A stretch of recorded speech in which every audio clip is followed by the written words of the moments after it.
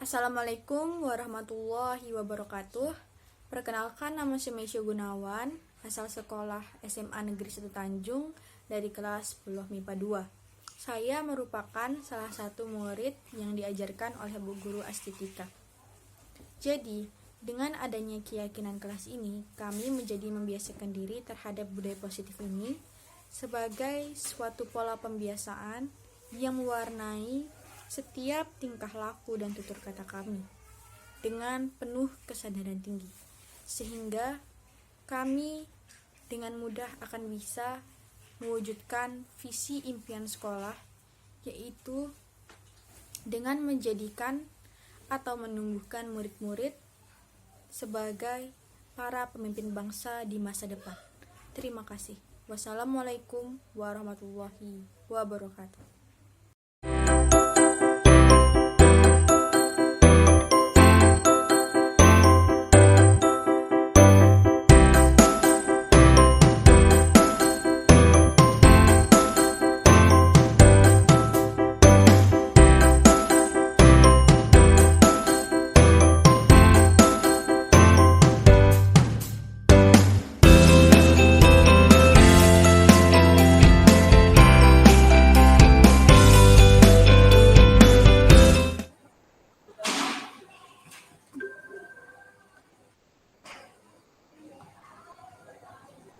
Baik, selamat pagi Bapak Ibu Guru hebat yang saya hormati. Terima kasih telah memenuhi undangan yang hari ini saya akan menyampaikan webinar mini ya tentang budaya positif di sekolah. Baiklah, saya akan share screen ya. Iya, Bu. Iya, Bu. Gimana Bapak Ibu, sudah kelihatan ya? Oke. Sudah Bu Guru. Baik, Ya, di sini kita akan membahas tentang membangun budaya positif di sekolah. Jadi biasanya kalau yang namanya disiplin biasanya berhubungan dengan hukuman biasanya kita dengar ya. Kenapa awalnya saya menyampaikan tentang dampak negatif hukuman? Ini beberapa hal dampak negatif dari hukuman yang kita berikan kepada siswa. Ya, jadi kadang bisa memberikan hal ini. Pertama, trauma jangka pendek ataupun jangka panjang pada anak kita. Yang kedua, membuat mental atau karakter anak semakin buruk atau negative reinforcement.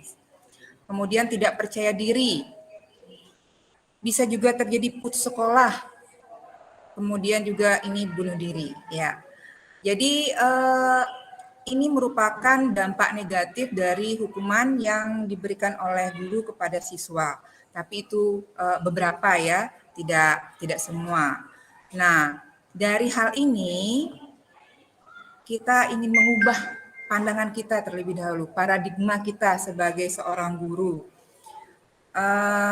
Dahulu kita memegang paradigma stimulus respon tentang dunia. Di sini ciri-ciri stimulus respon tentang dunia yang pertama itu realitas atau kebutuhan kita sama. Artinya guru itu menganggap bahwa kebutuhan siswa itu sama.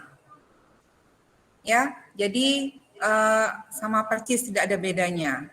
Kemudian semua orang melihat hal yang sama. Kemudian kita mencoba mengubah orang agar berpandangan sama dengan kita. Itu biasanya kita lakukan dulu. Kemudian perilaku buruk dilihat sebagai suatu kesalahan. Misalnya murid melakukan kesalahan, kita anggap dia melakukan sesuatu yang buruk, yaitu kita anggap dia melakukan suatu kesalahan yang fatal. Nah, kemudian orang lain bisa mengontrol saya. Itu yang stimulus respon tentang dunia. Untuk sekarang kita coba mengubah teori stimulus respon tersebut dengan teori kontrol tentang dunia. Jadi yang tadi realitas atau kebutuhan kita sama itu sebenarnya realitas atau kebutuhan kita berbeda. Jadi setiap siswa itu memiliki kebutuhan yang berbeda. Kemudian setiap orang memiliki gambaran berbeda. Dan yang ketiga, kita berusaha memahami pandangan orang lain tentang dunia. Yang keempat, semua perilaku memiliki tujuan. Nah, yang di sini kalau semua perilaku memiliki tujuan itu maksudnya artinya siswa misalnya melakukan sesuatu yang tidak baik, gitu, dia memiliki ada tujuannya gitu. Jadi ada sesuatu di belakangnya. Artinya sesuatu yang memang dia inginkan. Makanya dia melakukan hal itu gitu. Ya, jadi ada tujuannya dia melakukan hal seperti itu. Misalnya nakal, kenapa dia nakal? Jadi kita seharusnya bisa memberikan atau mengidentifikasi dulu terlebih dahulu mengapa dia melakukan hal itu. Nah, kemudian hanya Anda yang bisa mengontrol diri Anda. Jadi maksudnya kita bisa mengontrol apa yang menjadi tindakan siswa itu. Jadi hanya siswa juga yang bisa mengontrol dirinya sendiri. Jadi tanpa harus dihukum dulu dan sebagainya. Oke, lanjut. Di sini yang teori kontrol, ini yang teori kontrolnya masih, ini teori stimulus responnya. Yang dulu orang lain bisa mengontrol saya, sekarang kita kan teori kontrol sekarang tuh hanya kita yang bisa mengontrol diri kita sendiri. Kemudian yang ini, nah ini. Kalau dulu pemaksaan ada pada saat bujukan gagal. Misalnya kita memberitahu anak kita, nak kamu harus begini-gini. Nah dia gagal seperti itu ya. Artinya bujukan kita gagal. Kita langsung aja paksa, kamu harus ini. Nah gitu. Nah tetapi kalau sekarang ada teori kontrol ini, kita disuruh menciptakan kolaborasi dan konsensus, menciptakan pilihan-pilihan baru. Jadi, nak kalau kamu nggak mau ini, apa alternatifnya? Tanyakan kepada dia. Nah, seperti itu. Jadi, kalau menurut saya, membangun budaya positif yang akan saya sampaikan di sini, bisa kita terapkan dalam kehidupan kita di keluarga juga, maupun di sekolah. Kemudian kalau dulu model berpikir menang, ya menang atau kalah. Kalau sekarang model berpikir menang-menang, itu artinya begini, misalnya anak melakukan kesalahan, bolos misalnya seperti itu. Terus dia akan memberitahu kita, kadang kalau kita tanya, ini ya, pada saat sebelum mempelajari ini, pasti kita langsung begini, menjustis dia. Kamu ini nakal ya, kenapa setiap pelajaran ibu kamu bolos gitu. Jadi kita tidak pernah mau bertanya kenapa dia bolos, kenapa dia melakukan hal itu. Jadi kita tanya dulu, hal apa sih yang membuat dia sampai dia bolos di kelas kita. Dan kita tetap langsung minta dia untuk memperbaiki kesalahannya. Nah kalau sekarang, yang namanya model berpikir menang-menang, itu artinya kita mencoba mengetahui dulu, apa sih yang membuat dia bolos, kemudian sampaikan sesuatu yang membuat dia itu berpikir kalau dia itu memang salah melakukan hal bolos tersebut. Nah setelah itu, barulah dia pastinya akan meminta maaf pada kita tanpa ada paksaan dari siapapun. Itu yang kita inginkan dari sini, ya.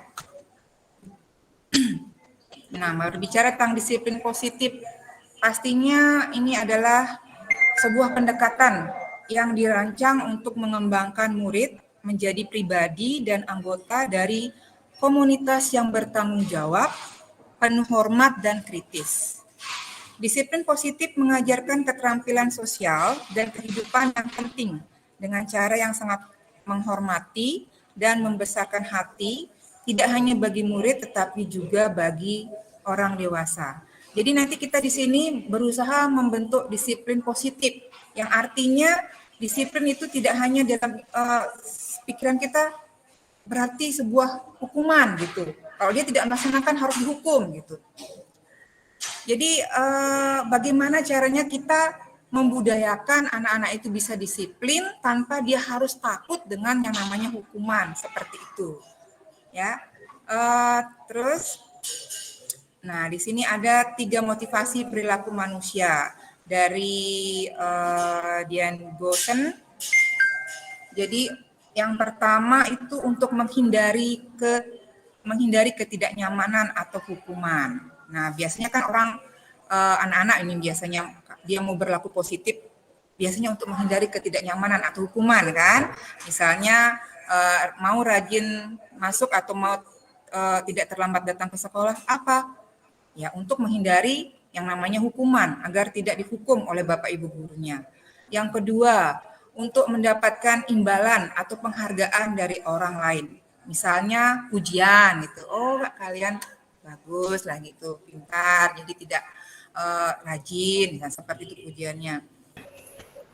Ya, ini yang ketiga, untuk menjadi orang yang mereka inginkan dan menghargai diri sendiri dengan nilai-nilai yang mereka percaya.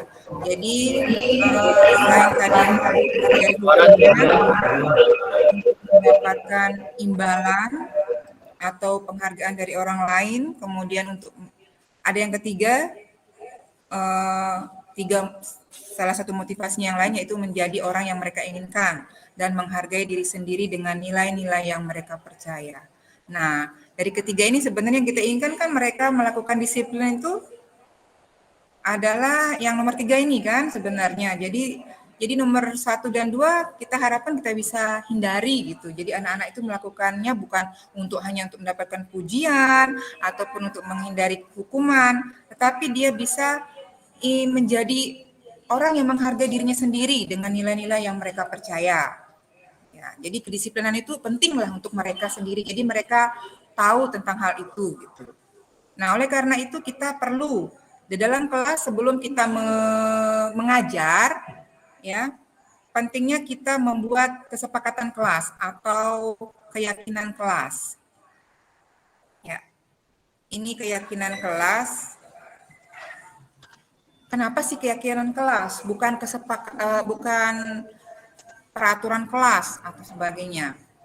Jadi kalau yang keyakinan kelas itu tidak sekedar apa yang namanya ya untuk memenuhi aturan. Artinya kalau kita membuat suatu kesepakatan atau apa namanya istilahnya aturan di kelas tersebut itu tanpa diberikan hukuman mereka itu tetap mau jalan gitu melaksanakan apa kesepakatan mereka di kelas. Contoh misalnya kayak kita mau menggunakan sepeda motor keluar. Berarti kan kita harus sebenarnya untuk keselamatan diri itu kita harus menggunakan helm kan. Nah, sebenarnya kita menggunakan helm itu karena takut sama polisi atau untuk keselamatan kita. Nah, kalau memang kita takut sama polisi berarti kan kita masih namanya itu takut dengan hukuman, bukan untuk apa namanya istilah keselamatan diri kita. Nah, sebenarnya kita kan menggunakan helm itu sebenarnya untuk keselamatan diri kita yang paling penting. Nah, jadi kita nanti berusaha memberikan atau menjelaskan hal tersebut kepada anak-anak kalau kita sebenarnya membuat kesepakatan kelas atau keyakinan kelas itu apa sih yang kalian yakini di kelas kita yang harus kalian patuhi tanpa harus diberikan hukuman oleh gurunya jika tidak melaksanakannya seperti itu. Jadi kita buat kesepakatan dulu sebelum belajar, kesepakatan kelas atau keyakinan kelas. Jadi dengan demikian libatkan mereka dengan cara melibatkan mereka maju ke depan, membuat keyakinan kelas masing-masing. Jadi mereka akan merasa, oh iya, saya yang buat ini. Jadi karena dengan apa ya, dengan mereka terlibat dalam membuat keyakinan kelas tersebut, otomatis hasilnya pasti akan lebih bagus. Jadi kita coba terapkan. Kemarin saya sudah mencoba menerapkan hal ini di kelas 10 MIPA 1 ya, dan ya lumayan hasilnya sudah saya lihat berhasil pada saat di kelas saya, jadi tidak lagi ada yang ribut sana sini. Nah, kemudian selanjutnya ini sudah jelas itu ya. Nah, ini pembentukan keyakinan kelas. Nah, sebaiknya keyakinan kelas tersebut bersifat lebih abstrak daripada peraturan yang lebih rinci dan konkret gitu ya. Kemudian keyakinan kelas juga berupa pernyataan-pernyataan universal.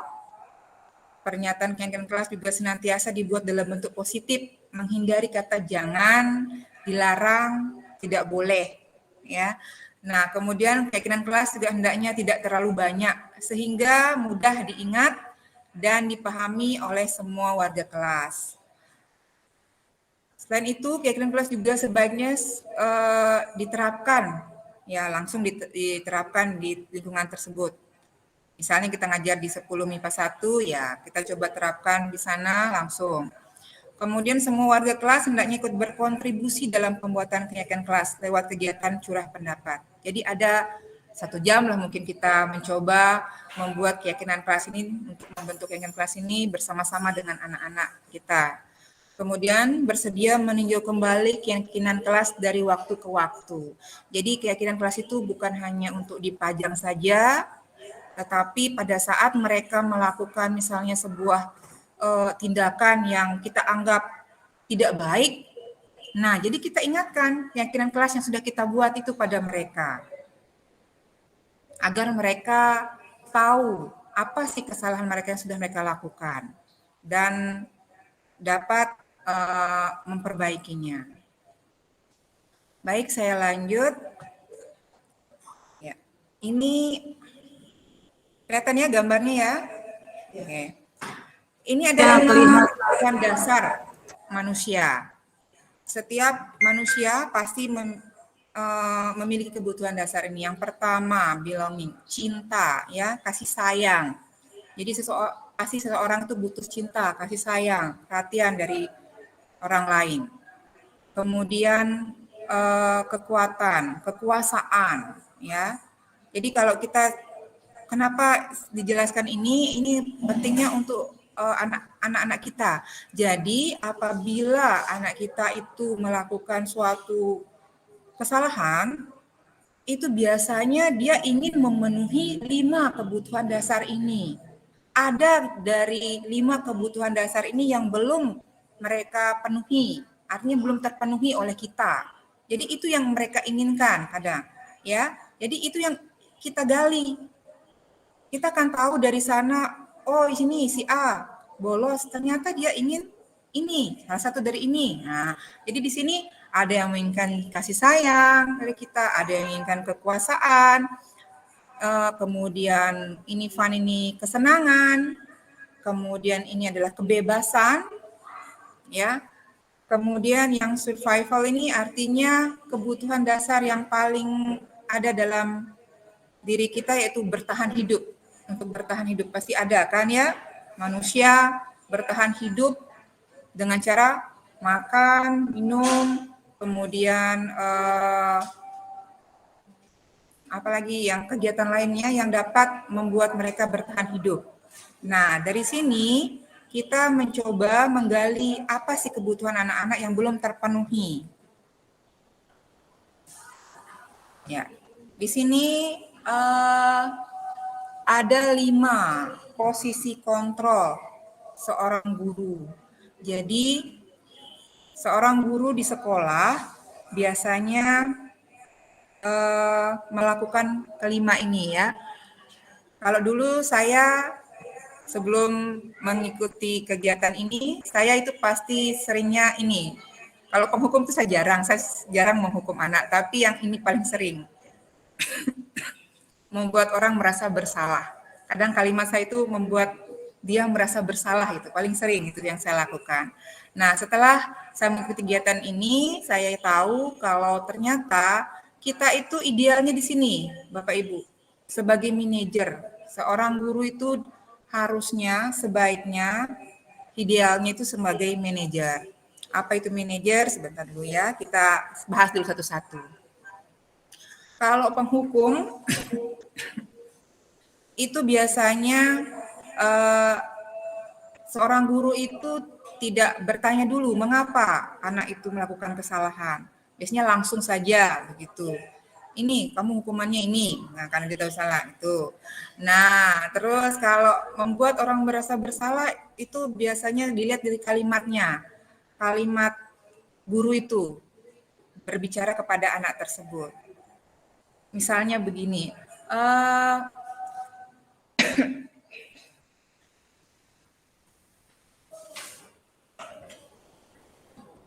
kamu tahu kan ini jamnya ibu? Kenapa sih kamu harus terus-terusan begitu sama ibu? Ya, nah seperti itu. Kan jadi dia akan, kok kamu selalu membuat ibu marah dan selalu apa ya,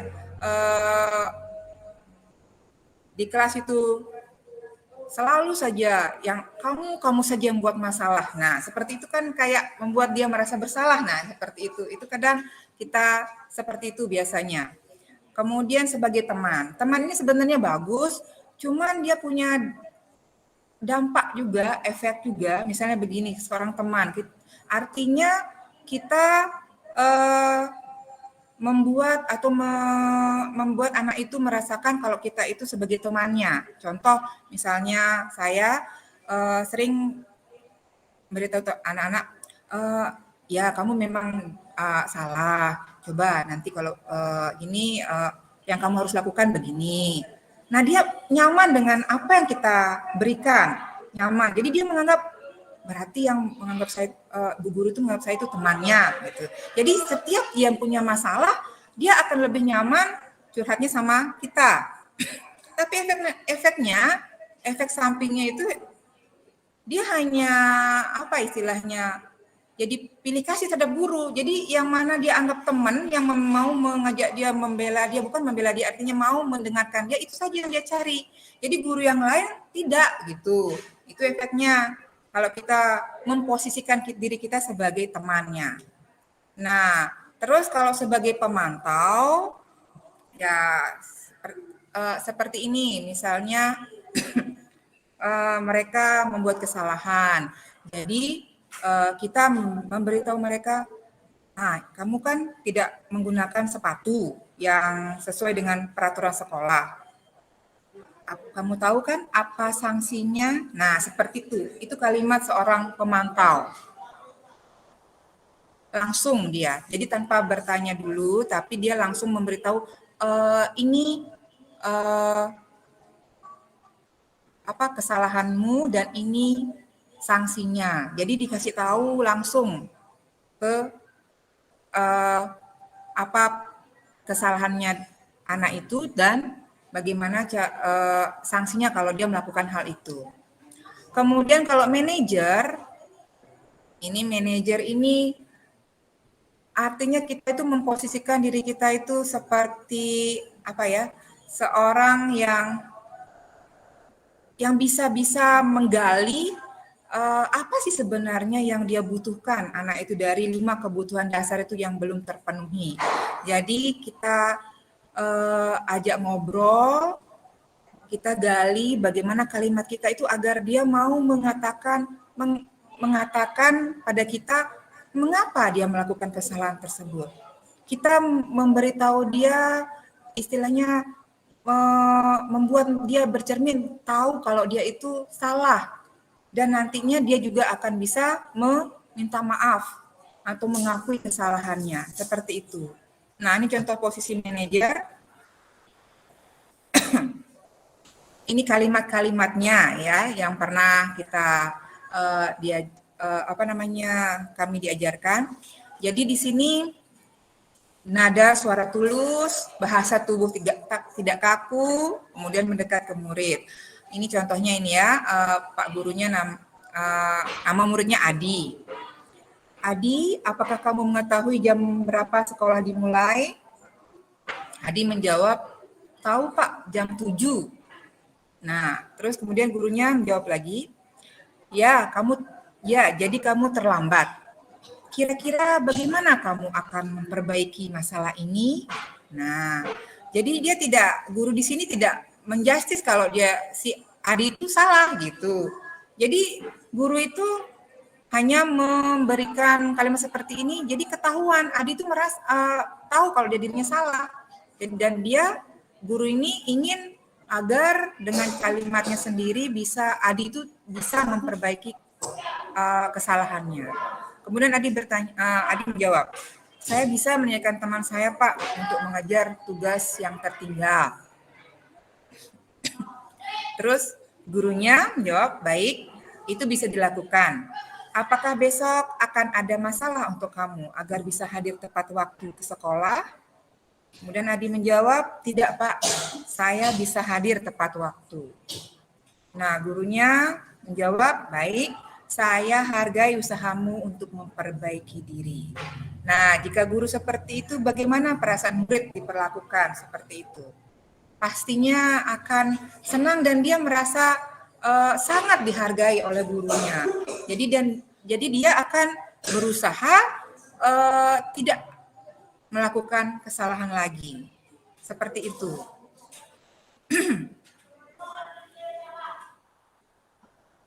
Jadi di sini sebenarnya yang membedakan posisi penghukum, pembuat orang merasa bersalah, kemudian teman, pemantau, dan manajer itu sebenarnya kalimatnya saja sih ya Bapak Ibu ya. Kalimat dari kita sebagai guru pada saat mengetahui anak kita melakukan kesalahan, bagaimana cara kita mengungkapkan atau mengekspresikan kalimat kita untuk memberitahu mereka tentang kesalahan mereka tersebut. Kemudian di sini ada namanya segitiga restitusi. Ya. Segitiga restitusi itu adalah tahapan untuk menciptakan kondisi positif bagi siswa untuk memperbaiki kesalahannya. Jadi yang mana yang terlebih dahulu dilakukan oleh seorang guru, tentu saja langkah pertama yaitu ini dulu. Menstabilkan identitasnya. Misalnya kayak tadi anak tersebut melakukan kesalahan. Misalnya nih ya, dia bolos gitu ya. Bolos.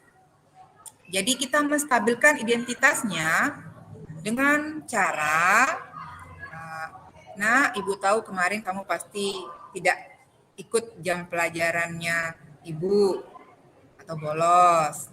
Ya, setiap orang pasti pernah melakukan kesalahan. Nah, ini kalimat-kalimat yang untuk menstabilkan identitas ya. Setiap orang pasti pernah melakukan kesalahan. Jadi kita ngomong seperti itu dulu. Kamu bukan satu-satunya yang pernah melakukan ini. Nah, begitu. Jadi kita seolah-olah ingin membuat dia semangat kembali, karena kan kalau dia dipanggil tahu dirinya bolos, dia pasti sudah tahu kalau dia akan diberi hukuman, itu pasti satu diingatannya di pikirannya kan.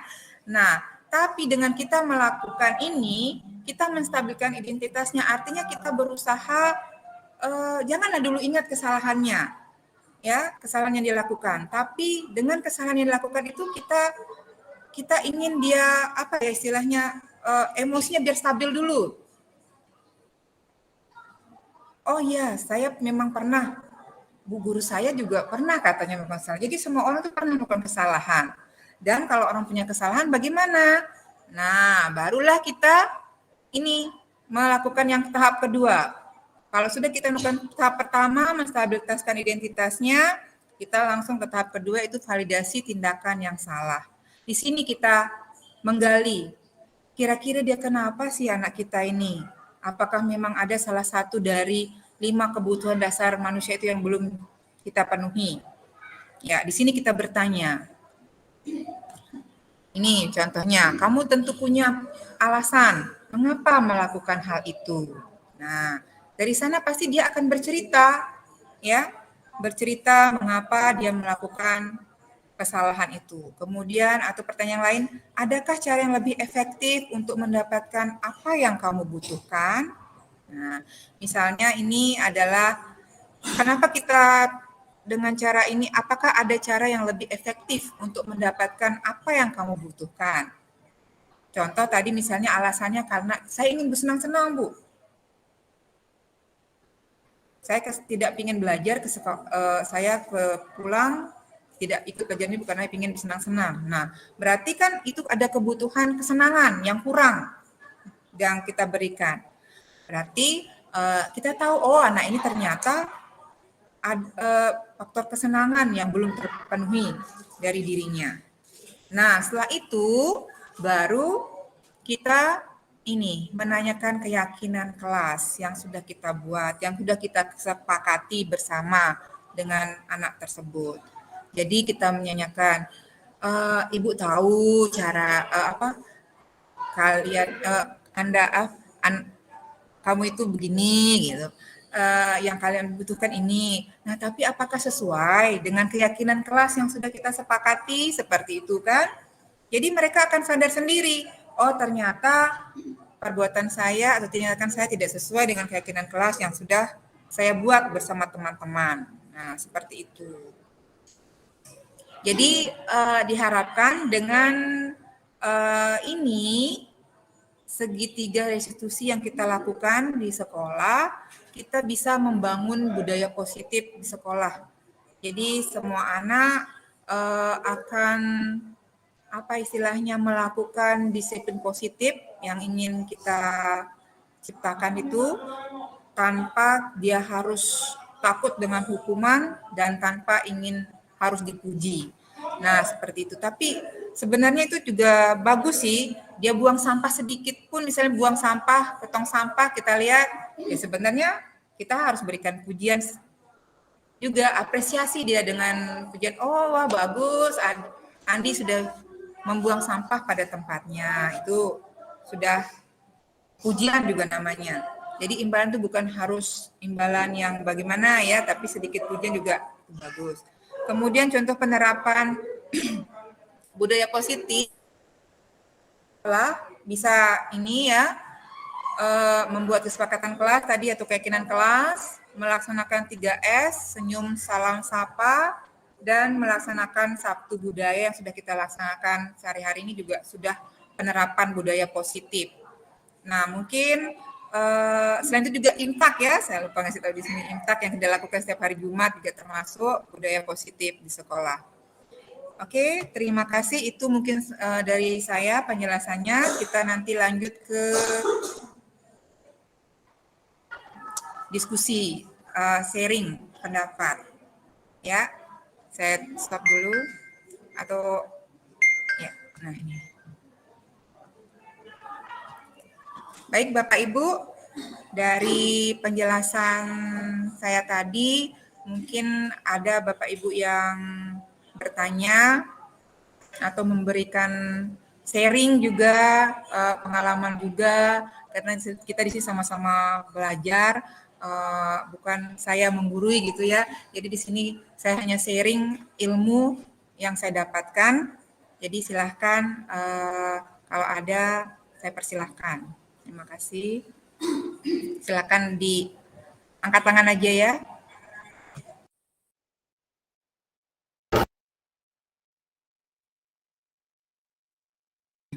Saya persilahkan kepada Bu Hawa Umas Sengaji menyampaikan. Silakan dibuka audionya dulu, Bunda. Ya, terima kasih Bu Putu Astitika yang telah menyampaikan atau pembahasan ya tentang materi membangun budaya positif di sekolah. Saya setelah mendengar membangun budaya positif di sekolah, kemudian melihat kenyataan di lapangan yang sering kita, Bapak Ibu guru lakukan termasuk saya, berarti ternyata ada beberapa hal yang sudah tidak sesuai dengan perkembangan zaman ya teman-teman yang ikut daring bersama saya hari ini. Jadi apa yang disampaikan oleh Bu Putu Sri Astika tadi tentang membangun budaya positif, setelah kita melihat kenyataan di lapangan, banyak, ya bukan banyak sih, tapi masih ada beberapa, termasuk saya yang sering melakukan yang sepertinya sudah tidak sesuai dengan tuntutan dunia pendidikan saat ini. Jadi saya terima kasih sekali ilmunya Bu Putu Astika. Cuma di sini ada beberapa hal yang masih menjadi, sebenarnya bukan saya menyerah ya, Nah, bukan menyerah setelah mendengar atau menerima informasi ini, tapi membangun budaya positif yang akan dibangun di sekolah.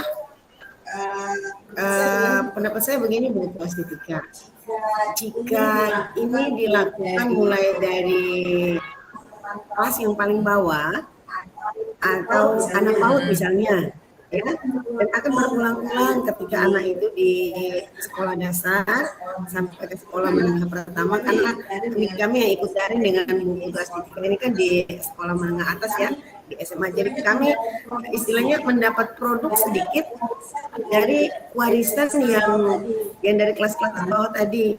Nah, itu yang pertama. Jika anak itu sudah punya budaya yang jelek dari bawah, jadi kita di tingkat atas ini yang punya tugas paling agak berat untuk bisa bagaimana memulai agar anak ini bisa membangun budaya positifnya. Itu kalau dia dari bawahnya yang sudah tidak ini ya. Kemudian yang kedua, kalau dia dari bawahnya juga sudah agak tidak terkontrol, tidak bisa membangun budaya positif. Kemudian di rumah, mohon maaf, saya sampaikan karena kami menemui di lapangan itu beberapa persoalan anak-anak yang broken home. Nah, anak-anak yang broken home ini kalau ditambah dengan membangun budaya positif dari bawahnya yang nggak bagus, maka kami yang di atas ini atau di sekolah menengah atas ini untuk bisa membangun budaya positif, bukan saya menyerah nih, tapi saya masih mau meminta lagi atau lagi setelah yang tadi saya lihat bagus sekali ada beberapa informasi yang disampaikan ke kami, misalnya ada tadi ya saya lihat ada 5 kebutuhan dasar manusia ya. Memang kalau kita melihat 5 kebutuhan dasar manusia itu dia terpenuhi semua, maka sebenarnya membangun budaya positif itu tidak sulit. Tapi dengan 2 hal tadi, Bu Putu, bagaimana triknya nanti jika kita menemukan dari SMP yang seperti itu, kemudian ditambah dia dengan anak yang dari keluarga yang broken home, kita melakukan ini, yakin ini ya bisa 3 tahun tercapai. Itu aja sih mungkin dari saya. Terima kasih.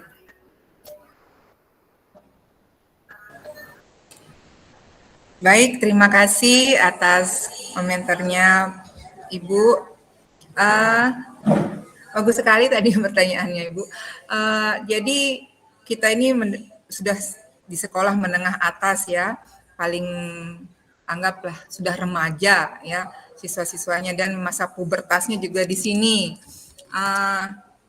Memang cara mendidiknya mungkin berbeda antara kelas yang di bawahnya yaitu SD, SMP, dan SMA. Tentunya berbeda sekali. Nah, bukan sih diwariskan ya Bu ya.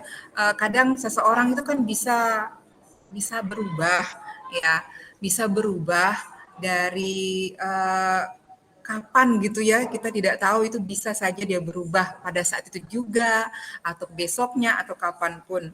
Yang jelas di sini kita tidak boleh menyerah Bunda ya, tidak boleh menyerah dengan anak-anak bangsa ini ya.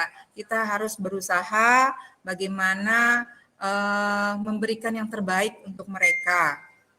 Dan tentu saja untuk di SD dan di SMP tentunya ada sudah diberikan seperti ini juga tentunya oleh Bapak Ibu guru mereka pada tingkat SD dan SMP. Cuman pada saat di SMA kita yang sekarang punya giliran gitu. Nah, kadang nih ada anak waktu SD SMP dia tidak nakal. Nah, tapi di SMA dia mulai. Itu mungkin saja kebutuhannya seperti ini. Ingin dilihat oleh lawan jenisnya. Jadi artinya dia ingin punya yang namanya apa tadi itu 5 kebutuhan dasar itu ya. Freedom, kebebasan, kemudian fun, kesenangan, kemudian yang tadi cinta ya, kemudian power, kekuasaan. Nah, ada misalnya contoh.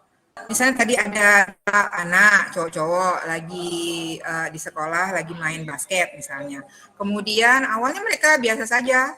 kemudian main lah biasa seperti berteman gitu. Nah, lama-kelamaan kok bisa adu jotos, saling tinju, saling ada yang tarik sampai robek gininya, bajunya ditarik, kancing bajunya. Nah, seperti itu.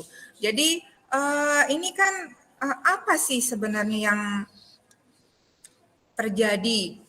Nah, sebagai kita kan sebagai guru kita nggak harus memberikan mereka hukuman, harus push up dan sebagainya. Tetapi kita tanya dulu, mengapa hal itu bisa terjadi? Kok padahal tadi awalnya mainnya bagus, kok bisa tiba-tiba berujung berantem seperti itu.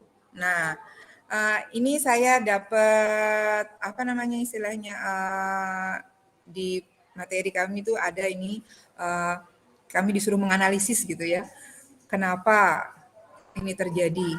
Kalau misalnya ditanya misalnya, jadi baik-baik ditanya dua-duanya ini ya, pasti keduanya akan menjawab alasan dengan berbagai alasan. Jadi ada yang punya, oh ini alasan saya karena ini, dia duluan Bu. Ya ini. Nah, tapi di sini ada kebutuhan dasar yang mereka belum terpenuhi. Seperti contoh misalnya yang tadi, yang sampai narik bajunya sampai lepas, itu berarti dia ingin apa ya? Ingin kekuasaan, power. Dia ingin kebutuhannya terpenuhi, powernya, kekuasaannya. Berarti dia kayak merasa, oh saya berkuasa di sini. Jadi sampai dia narik baju temannya. Nah, terus yang satuan lagi, karena dia ditarik bajunya, kan dia marah, otomatis marah.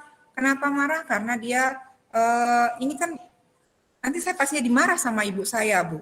Kalau sudah saya ditarik baju saya begini, saya pulang-pulang pasti dimarah sama ibu saya. Nah, kalau seperti itu yang satunya ngomong, berarti itu kan kebutuhan dasarnya istilahnya kasih sayang dari orang tuanya yang dia takutkan, ya kan? Tidak dapat. Nah, terus untuk menangani kasus ini tentunya kita dengan tahu, oh ini kurangnya dari 5 kebutuhan dasar itu, oh ini inginnya ini kekuasaan, yang ini inginnya kasih sayang. Berarti kita mencoba memberikan hal tersebut, kebutuhan dasar tersebut, memberikan mereka seperti itu. Jadi saya rasa jadi dengan segitiga restitusi itu terus kita lakukan setelah kita tahu kebutuhan dasar yang mereka inginkan, kita membuat langkah segitiga restitusi tersebut. Siapa namanya tadi misalnya Joko atau Rizal dengan Joko misalnya. Rizal dengan Joko yang bermasalah tadi, yang narik baju si Rizal, yang ditarik bajunya sampai lepas kancingnya si Joko. Berarti kita berusaha bagaimana si Rizal itu mengakui kesalahannya tanpa kita paksa gitu. Jadi dia mengaku ya, kalau sudah mengaku kayak tadi kan pertama kita menstabilkan emosi mereka. Oh kalian berdua tidak salah. Dulu Pak Guru pernah juga seperti ini di sekolah, mungkin seperti itu menstabilkan identitas. Kedua, baru menanyakan, kenapa dia melakukan seperti, kok kamu narik bajunya dia, kenapa, apa alasannya. Nah, setelah kita tahu, oh ternyata alasannya seperti ini, berarti kebutuhan dasarnya ini yang belum terpenuhi. Setelah itu, barulah kita melakukan yang namanya keyakinan kelas tadi, yang ketiga, langkah yang ketiga. Nah, ini Rizal misalnya kan, Rizal yang narik baju. Ibu tahu kamu sudah, kan tadi awalnya dia sudah mengaku kan perbuatannya dia salah. Nah, apakah sesuai dengan keyakinan kelasnya seperti ini? Nah, misalnya dia menjawab, tidak Bu, saya tahu saya salah. Nah, kira-kira langkah apa yang harus kamu lakukan untuk memperbaiki kesalahanmu? Nah, mungkin dia menjawab, tadi kan kancing bajunya itu yang bermasalah ya, berarti dia harus menjahit baju tersebut. Nah, sedangkan saya tidak bisa jahit Bu, bagaimana? Nah, mungkin ini bisa nanti dibantu oleh Bapak Ibu guru yang di sini di sekolah, atau gimana caranya agar mereka agar bisa memecahkan atau menyelesaikan masalah tersebut. Si Joko tidak pulang tidak dimarahi oleh ibunya karena kancing bajunya lepas, kemudian si Rizal juga merasa tidak bersalah terhadap Joko yang sudah melepas kancing bajunya. Jadi itu yang namanya tadi win-win solution. Jadi sama-sama menang.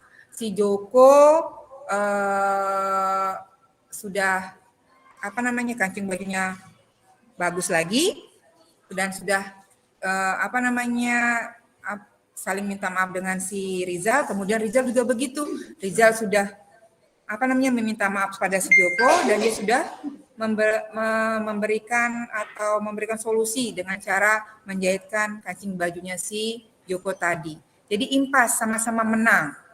Jadi tidak ada yang istilahnya dirugikan di sana. Hal seperti itu yang harus kita buat dari awal, dari kita coba, Bunda ya. Saya juga di sini baru, jadi baru 1-2 kasus yang saya selesaikan seperti itu, karena juga saya baru tahu tentang hal itu kan ya. Jadi semoga sih kedepannya kita bisa lebih bagus lagi dan bisa menerapkan ini untuk semua guru. Jadi kita tetap berusaha aja Bu ya, yang namanya istilahnya mendidik seseorang itu kan memang butuh bertahun-tahun ya, nggak bisa langsung lama gitu, nggak bisa langsung cepat kita masak mie instan, nggak. Jadi harus dari kita sendiri juga yang teladannya, kita memberikan istilahnya pengalaman yang terbaik bagi mereka juga. Jadi di sana juga kita sharing dengan siswa kita, bukan hanya kita menyalahkan gitu. Nah, dari situ mungkin anak-anak kita itu akan merasa bisa untuk memperbaiki kesalahannya tanpa harus dia dihukum atau takut dengan hukuman seperti itu. Itu aja mungkin Bunda ya, bisa diterima jawaban saya. Terima kasih sekali lagi saya sampaikan kepada Bu Putu. Materi ini sangat bagus. Karena memang dibutuhkan saat ini tuh kita membangun budaya positif di sekolah. Supaya harapan ini terwujud, supaya kita bisa memperbaiki apa yang pernah sebenarnya tidak boleh kita lakukan, saya punya saran.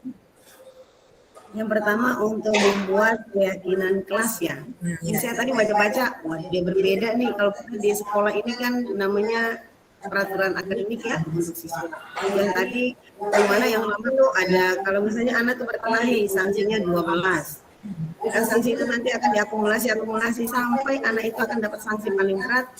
Yang kasihan nasib anak itu yang mestinya sekolah di tempat ini 3 tahun akan dapat ijazah di sini, ternyata dia harus pindah ke sekolah lain. Nah, ini saya punya saran bagaimana supaya ke depannya tentang keyakinan kelas ini kita sepakat, kita buat apa yang akan dibuat oleh masing-masing kelas atau semua guru maper. Tadi kalau saya dapat informasi itu kita buat sedikit-sedikit aja, jangan terlalu banyak-banyak.